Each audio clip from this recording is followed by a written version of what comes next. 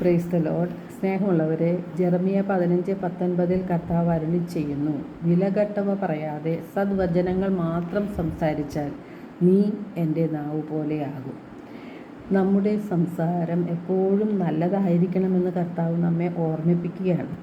എഫേസോസ് 4:29 തിരുവചനം പറയുന്നു, നിങ്ങളുടെ അധരങ്ങളിൽ നിന്ന് തിന്മയുടെ വാക്കുകൾ പുറപ്പെടാതിരിക്കട്ടെ, കേൾവിക്കാർക്ക് ആത്മീയ ചൈതന്യം പ്രദാനം ചെയ്യുന്നതിനായി അവരുടെ ഉന്നതിക്ക് ഉതകും വിധം നല്ല കാര്യങ്ങൾ സന്ദർഭമനുസരിച്ച് സംസാരിക്കുവിൻ. സങ്കീർത്തനം 34:13 സങ്കീർത്തകൻ പറയുന്നു, തിന്മയിൽ നിന്ന് നാവിനെയും വ്യാജഭാഷണത്തിൽ നിന്ന് അധരങ്ങളെയും സൂക്ഷിച്ചുകൊള്ളുവിൻ എന്ന്.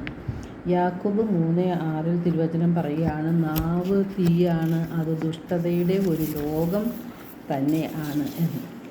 നാം പലപ്പോഴും മറ്റുള്ളവരെ വേദനിപ്പിക്കുന്ന രീതിയിൽ സംസാരിക്കാറുണ്ട്. മറ്റുള്ളവരുടെ കുറ്റങ്ങൾ പറഞ്ഞ് നടക്കാറുണ്ട്. അവരെ അപമാനിക്കാറുണ്ട്. പലപ്പോഴും ശപിക്കാറുമുണ്ട്. ഇത് നമ്മിൽ നിക്ഷേപിച്ചിരിക്കുന്ന പരിശുദ്ധാത്മാവിനെ വേദനിപ്പിക്കുന്ന പ്രവൃത്തികളാണ്. പ്രഭാഷകൻ 28:17 തിരുവചനം പറയുന്നുണ്ട്, ചാട്ടകൊണ്ട് അടിച്ചാൽ തിണർപ്പുണ്ടാകും, നാവുകൊണ്ട് പ്രഹരിച്ചാൽ അസ്ഥികൾ തകരും എന്ന്. മത്തായി 12:36 യേശു പറയുന്നു, മനുഷ്യൻ പറയുന്ന ഓരോ വ്യർത്ഥവാക്കിനും വിധി ദിനത്തിൽ കണക്ക് കൊടുക്കേണ്ടി വരും. നമ്മുടെ ഹൃദയത്തിൽ നിന്നാണ് നമ്മുടെ അധരം സംസാരിക്കുന്നത്.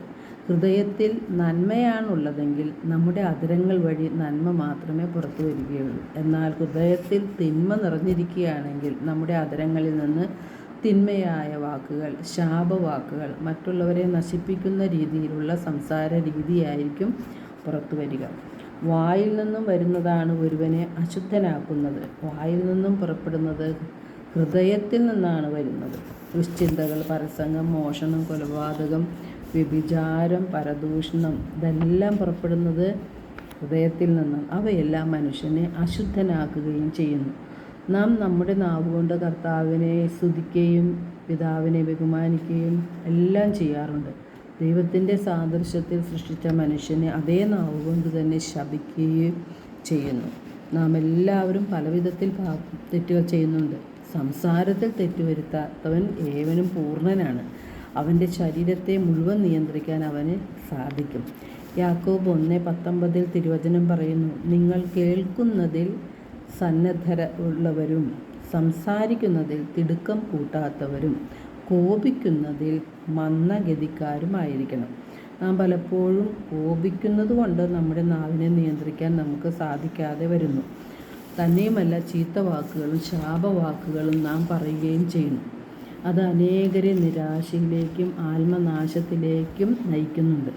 നമ്മുടെ ഹൃദയത്തിൽ നാം ദൈവത്തിൻ്റെ വചനം നിറച്ചാൽ നമ്മുടെ നാവിൽ നിന്ന് നന്മ മാത്രമേ പുറത്തു വരികയുള്ളൂ. ആ നന്മകൾ മറ്റുള്ളവരുടെ ആത്മീയ ജീവിതത്തെ ഉജ്ജ്വലിപ്പിക്കുകയും ചെയ്യും. ക്ഷമയും ദയയും ആത്മസംയമനവും സമാധാനവും എല്ലാം പരിശുദ്ധാത്മാവിൻ്റെ ദാനമാണ്. നമുക്ക് തെറ്റുകൾ പറ്റുന്നത് എന്തുകൊണ്ടാണ്? വിശുദ്ധ ലിഖിതങ്ങളോ ദൈവത്തിൻ്റെ ശക്തിയോ അറിയാത്തതുകൊണ്ടാണ്. വിശുദ്ധ ലിഖിതങ്ങൾ ദൈവവചനങ്ങളാണ്. അത് ദൈവനിവേശിതമാണ്.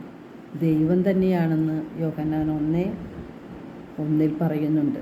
അതുകൊണ്ട് വിലകെട്ടവ പറയാതെ സദ്വചനങ്ങൾ മാത്രം സംസാരിച്ചാൽ നമ്മുടെ നാവ് ദൈവത്തിൻ്റെ നാവ് പോലെ ആയിത്തീരും.